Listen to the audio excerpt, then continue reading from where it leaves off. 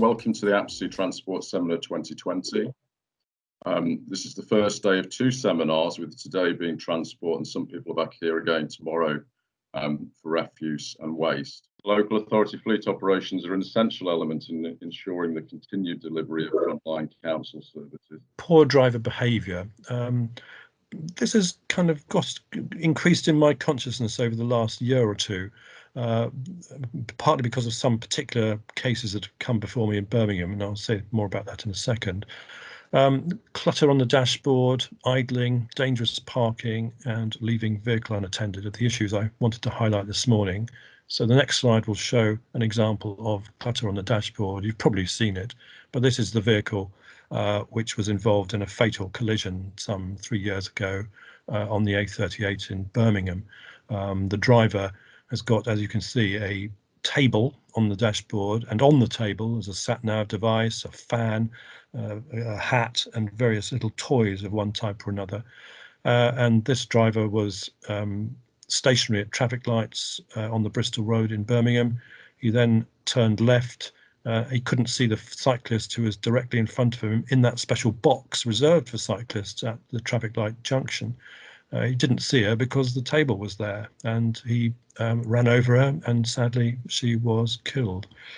That operator came before me this year after its conviction in the courts, and I've removed its operator's license and banned its director from holding license again.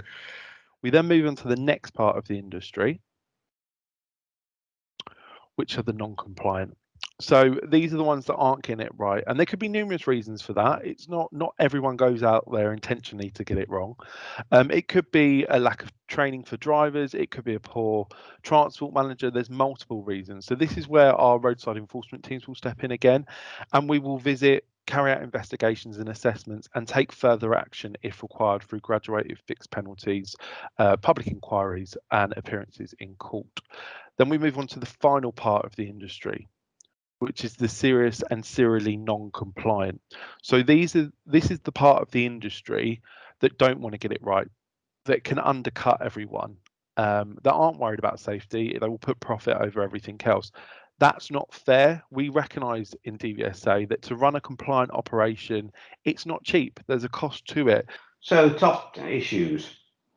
COVID-19, as we're all aware, has turned our world upside down. So firstly, I would just like to look at some of the measures that are in place, or have been put in place, with regard to operating vehicles in the current climate. This will also affect the drivers. So one of the most common questions received has been: a driver's photo card licence has expired. Can he or she still drive, or is there a fine? So normally there would be either firstly a warning or potential fine of up to £1,000 for expired photo card. However, due to the COVID-19 impact, there has been an 11-month extension to allow expiry dates until the 31st of December 2020. And in any case, we can already see from the work that Alan and I do that the corporates are rapidly adopting new technology. For them, it's good for their environmental credentials, and it's good for them financially. They don't pay as much national insurance. They get grants. The lower fuel costs of running electric vehicles are attractive. And in the corporate world, again, I stress the corporate world, from a driver's perspective, they get benefit, they get a zero benefit in kind. So there's an environment that's been created in the corporate world that very much favours new technology vehicles. Just as I mentioned about the fuel consumption figures, in those 18 years, we've seen a massive reduction in fuel consumption.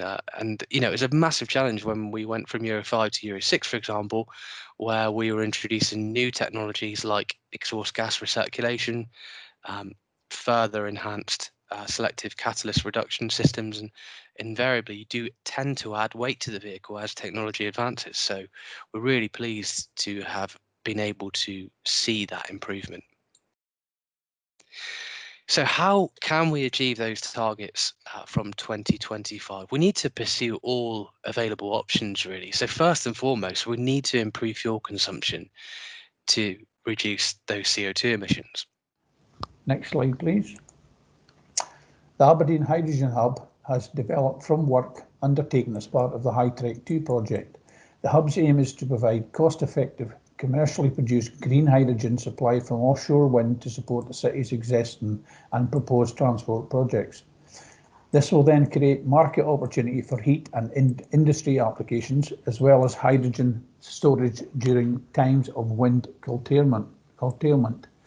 The hub will establish a whole system approach to hydrogen supply and demand, allowing for innovation, skills and energy transition to support expansion of the hydrogen supply chain and retaining our existing skilled oil and gas workers. The potential economic benefits of being at the forefront of this transition are significant. 700 million gross value add to Scotland's economy by 2030, as well as retaining thousands of high-valued jobs in Aberdeen and the surrounding region. A huge thank you to our speakers and to the delegates. You can find continuing APSE support via the COVID-19 area on the website, and we'll return to the APSE transport advisory groups, which we've recommenced probably in the new year now, and they're free to members. I think initially they'll all be online still. There's a fleet survey that's gone out today, so if you get a copy of that, I'd appreciate if you it's a state of the market, and I'd appreciate if you can take 5-10 minutes just to fill that in. For those of you returning tomorrow for the refuse seminar, we'll see you then. And just to say thank you all for attending.